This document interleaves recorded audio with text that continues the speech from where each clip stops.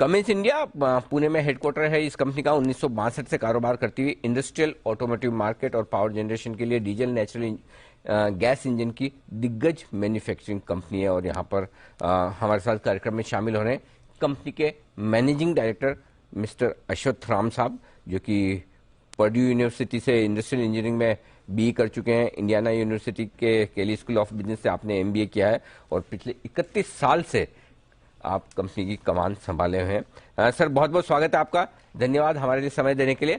सबसे पहले मैं एक बार जल्दी से नतीजे बता दूं हमारे दर्शकों को, और उसके बाद आपसे सवाल पूछता हूं। तो आय जो है वो 20% बढ़कर आई है, 1494 करोड़ रुपए के आसपास हमारे अनुमान के मुताबिक रही है। कामकाजी मुनाफा 206-207 करोड़ 23% बढ़कर आया। हमारा अंदाजा 212 करोड़ का था।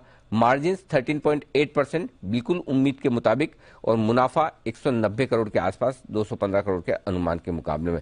तो नतीजे अच्छे हैं, मिले जुले अनुमान के मुताबिक रहे। बताएं सर, इस वक्त ज्यादातर कंपनियों के लिए जो समस्या मार्जिन को मेंटेन करने की है, आपकी कंपनी के मार्जिन मेंटेन रहे, इनफैक्ट थोड़े इंप्रूव है।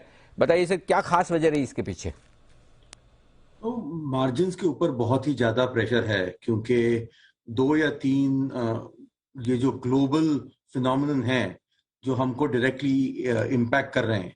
एक तो है कि कोविड का अभी तक पूरा असर ग्लोब से निकला नहीं है। तो चाइना में कभी बंद हो जाता है, कभी दूसरे कंट्रीज में कंटेनर नहीं मिलते हैं, सप्लाई चेन में अभी तक बहुत प्रॉब्लम्स चल रहे हैं। रशिया यूक्रेन वॉर की वजह से ऑयल के प्राइसेस बढ़े हुए हैं, कुछ कुछ कमोडिटीज नहीं मिल रहे हैं। तो वो सब प्रेशर्स की वजह से कमोडिटीज और रॉ मटेरियल कॉस्ट ज्यादा बढ़ रहे हैं।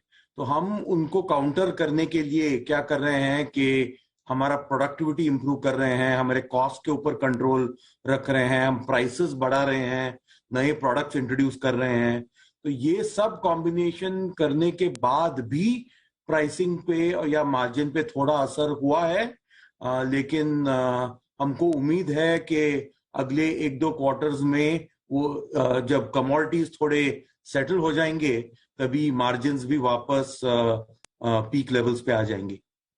ओके, तो ये है आपके लिए मार्जिन्स के लिहाज से थोड़ी दिक्कतें जरूर रही है, चाहे वो रॉ मटेरियल के दाम बढ़ने की हो, सप्लाई चेन्स की दिक्कतें रही हो, उसके चलते हुए। लेकिन सर, टॉप लाइन बड़ी मजबूत दिख रही है, डिमांड को लेकर कोई समस्या नहीं है। और वित्त वर्ष 2023 के लिए आप किस तरह की टॉप लाइन ग्रोथ देख रहे हैं सर? डिमांड तो बहुत अच्छी है अभी। मैं तो कह सकता हूं कि सप्लाई चेन की वजह से हम लोग लगभग 80%, 85% ही डिमांड को मीट कर सकते हैं अभी। और ये प्रॉब्लम अगले 1-2 क्वार्टर भी चलेगा। तो डिमांड का कोई प्रॉब्लम नहीं है। अगर हम सप्लाई चेन के प्रॉब्लम्स अगर सॉर्ट आउट कर सकते हैं तो अच्छा डबल डिजिट ग्रोथ आ सकता है ये साल भी। तो डबल डिजिट ग्रोथ की उम्मीद आप अब भी कर सकते हैं, कहीं कोई दिक्कत नहीं। और ये ग्रोथ कहां से ज्यादा आने की उम्मीद है सर, एक्सपोर्ट्स या घरेलू बाजारों से? दोनों मार्केट्स स्ट्रांग हैं, एक्सपोर्ट्स भी स्ट्रांग हैं एंड और डोमेस्टिक मार्केट्स भी स्ट्रांग चल रही हैं। कुछ मार्केट्स जैसे कि कंस्ट्रक्शन अभी थोड़े स्लो चल रहे हैं, लेकिन उनको भी अगस्त सितंबर तक पिकअप होने का चांस अच्छा है, क्योंकि गवर्नमेंट रोड इंफ्रास्ट्रक्चर पे पैसा डाल रही है, धीरे धीरे डाल रही है। तो उम्मीद है कि अगस्त सितंबर के टाइम फ्रेम तक वो मार्केट्स भी डोमेस्टिक में पिकअप हो जाएंगी। लेकिन बोथ एक्सपोर्ट्स और डोमेस्टिक में डिमांड तो बहुत स्ट्रांग है अभी। ओके, तो डिमांड बहुत ही मजबूत है। अच्छा सर, एक चीज और बताएं कि जैसे अभी ये स्टील पर ड्यूटी बढ़ाई है, एक्सपोर्ट ड्यूटी, तो थोड़े थोड़े दाम कम लाने की कोशिश हो रही, क्या इससे कुछ फायदा होगा आपको, फर्क पड़े? जी जी सर। हो सकता है, अभी तक तो हमें दिखा नहीं है, क्योंकि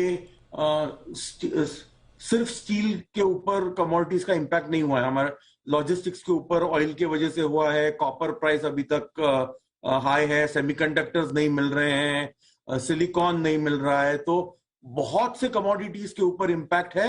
स्टील हमारे लिए बहुत इंपॉर्टेंट है। तो अगर ये ड्यूटीज जो गवर्नमेंट लगा रही है उसके वजह से कमोडिटी का प्राइस जो बढ़ते जा रहा है लास्ट 18 महीने से, वो एटलीस्ट फ्लैटन हो सकता है।